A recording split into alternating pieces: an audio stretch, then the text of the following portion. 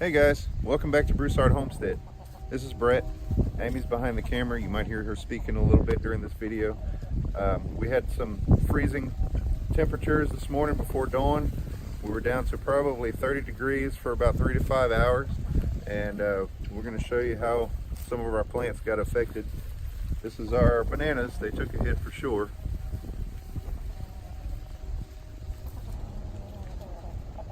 This is what we woke up to this morning.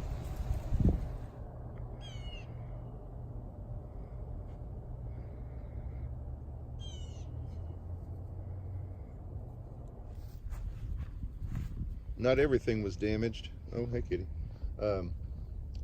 This is our garlic and onions and turnips and Brussels sprouts.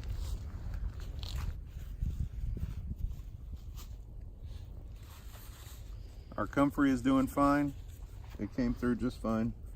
The peppermint, the green onions are doing well. The apple seems okay. But this basil is a warm weather herb, and you can see from the dark limp foliage, it's damaged on a cellular level. But we expected that with the basil. We'll go ahead and take that out today. Here we have more basil. You can see it's damaged as well from the freeze, but if you look down inside here, there's actually some leaves that are still in pretty decent shape. It smells amazing. These tomatoes, the jury's still out on those. Looking kind of rough. We may be able to keep those for a little while longer. We're actually the temps are back up in about probably the 50s by now. It's right at lunchtime. We're supposed to not have any more freeze in, at least for the rest of the 10-day forecast. So we're going to kind of see how much longer we can keep the tomatoes, see what we can do with them. We did harvest a bunch of green tomatoes the other day before the freeze, and we put those in a tote in the house with a green banana to try to get those to ripen up. We've read that as a banana ripens, it gives off it gives off a gas. If we'll look it up, and I'll put a little banner on the bottom with what it is. I can't remember what it is right now. But anyway, the banana gives off a gas that helps the tomatoes to ripen, or that's what it's supposed to do at least. We're going to see how that goes. This is my Grandma Landry's rose bush that we actually collected from her house and brought it here. Well, we brought it to our old house first, and it did well there, and then we moved it here when we moved here. Don't even know what variety it is, but I can tell you it smells wonderful. These old roses like this, they actually still smell like roses. And we've taken a cutting off of it and cloned it, and we have another rose bush just like it, much smaller of course, over in another part of the property. This is our raised bed, our kitchen garden. We had already planted it with fall veggies.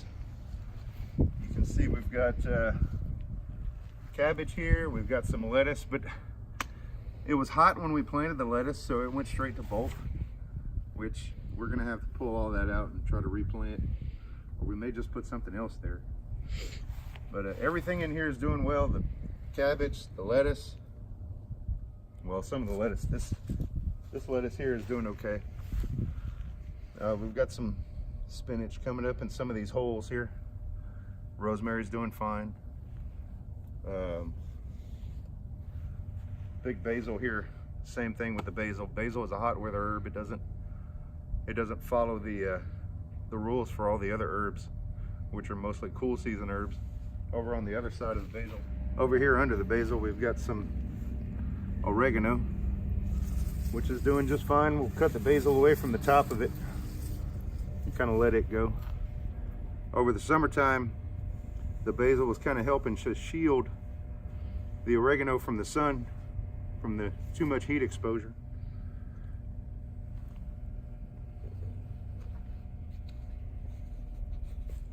This here is our Malabar spinach.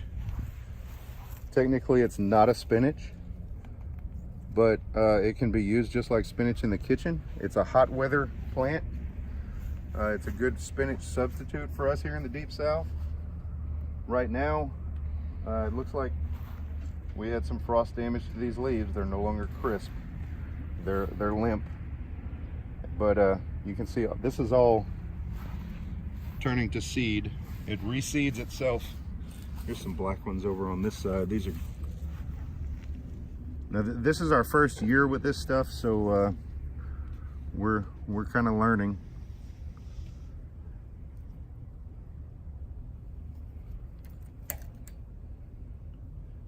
We had loofah gourd amongst this as well, and it was a total loss this morning. I cut all that stuff out already. But we did harvest 2 loofahs. Those are in the house, drying, and we're hoping to collect and make our own loofah sponges. So we wanted to say thanks. This morning we hit 200 subscribers on our YouTube channel. That's huge for us. And that was thanks a lot in part to channels like Deep South Homestead and Family Homestead, who've been helping to promote us.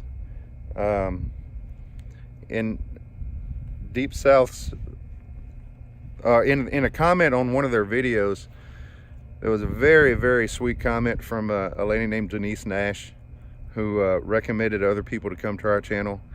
And that day we had a spike. We gained 20-something subscribers in a day. It was amazing. So we wanted to thank everyone who subscribes to our channel, everybody who watches our videos. We really appreciate you. Also a special thanks to my cousins Joe and Sheila over at Pro Screen. They print t-shirts and the like. Joe's working on a logo for us, and then once we approve the logo, he's going to help us out with some t-shirts, printing out some t-shirts. So if you're interested in getting a t-shirt, they should be out hopefully by Thanksgiving. If not Thanksgiving, then by Christmas. Just let us know. Send us an email at thebroussardhomestead@gmail.com. Thank you guys, and have a wonderful day.